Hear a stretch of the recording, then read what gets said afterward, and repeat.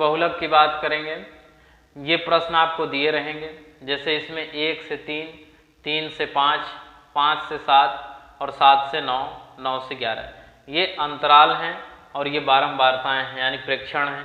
इस बहुलक में हम लोग पढ़े थे कि जिसकी प्रेक्षण अधिक बार होगी, तो इसमें देखना कि सबसे बड़ी संख्या क्या है। इसमें सबसे बड़ी संख्या जो है वो 8 है, अर्थात जो बड़ी संख्या रहेगी उसे हमें F1 मानना है और F1 के जस्ट पहले वाली संख्या को F0 मानना है और F1 के जस्ट बाद उसे हमें F2 मानना है। तो जिसको हम F1 मानेंगे यानी जिसकी प्रेक्षण अधिक बार होगी, जो बड़ी संख्या होगी, उसके पीछे वाले लिमिट को अर्थात इस अंतराल को हमें ध्यान में रखना है। जो बड़ी संख्या होगी जिसको F1 मानेंगे उसके पीछे वाले संख्या को ध्यान में रखना है। अब इसमें यह देखना है, ये होती है निम्न सीमा और ये होती है उच्चतम सीमा। तो इसमें जो निम्न सीमा होती है उसी को हम लोग यल मानते हैं और इन दोनों को घटाने पर जो अंतर प्राप्त होता है उसे हम यच मानते हैं। जैसे हम लोग यहाँ देखेंगे, लिखेंगे, पहले दिया है, क्या क्या दिया है, हमने क्या माना, ये आपको नहीं लिखना है पेपर में, ये हम समझने के लिए आपको बताया, ये पेपर में आप नहीं लिखेंगे। F1 का मान यहाँ पर कितना है 8, F0 का मान कितना मिला है 7 और F2 का मान यहाँ पर कितना लिए हैं 2। और यल जो होता है, यल हमें किसको मानना है, निम्न सीमा को। तो ये वाले लाइन में देखना है कि सबसे छोटी सीमा, मतलब इसमें से निम्न सीमा 3 है, अर्थात वही यल का मान हो जाएगी। अब इन दोनों को माइनस करेंगे तो यच बराबर होता है ऊपरी सीमा माइनस निचली सीमा।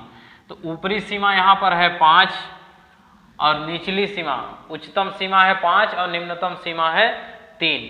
तो 5 में से 3 को घटा देंगे तो यहाँ पर प्राप्त हो जाएगा 2। अब हमें इसका सूत्र लगाना है बहुलक का।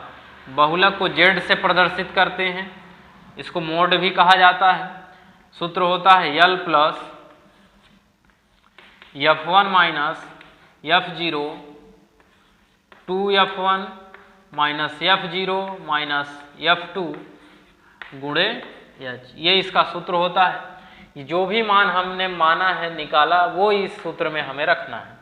यल का मान यहाँ पर हमने लिया 3 प्लस F1 का मान है यहाँ पर 8, F0 का मान है 7 बटे यहाँ पर जो 2 है वो F1 के गुणे में है। हमेशा यहाँ 2 गुणते आप लिखेंगे, कोई भी मान रखते हैं तो 2 गुणे F1 का मान है 8 माइनस F0 का मान है 7 और F2 का मान है 2 और यहाँ पर H का मान हमें मिला है 2, तो गुणे H का मान रख दिए। अब इसको आपको हल करना है। 3 प्लस 8 में से 7 घटाएंगे 1 प्राप्त होगा बटे, पहले गुणा करना है इसके बाद जोड़ना है, तो 8 दूना 16 माइनस 7 और माइनस 2 गुणे 2। सबसे पहले ये ब्रैकेट के अंदर हमें हल करना है, इसके बाद फिर बाहर की संख्याओं का हल करना है। अब इसके बाद हम इधर देखते हैं, बराबर 3 प्लस 1 बटे 16। यहाँ पर देखिए कि माइनस माइनस है, अर्थात समान चिन्ह आपस में जुड़ जाएंगे, तो 7 2 हो जाएगा 9 और गुणे 2। अब इसको हल करेंगे तो हो जाएगा 3 प्लस 1 बटे 16 में 9 जाएगा तो यहाँ पर बचेगा 7 और यहाँ पर गुणे 2। 3 प्लस, अब इस 2 का गुणा जो है अंश में करेंगे तो 2 1 कम 2 बटे 7।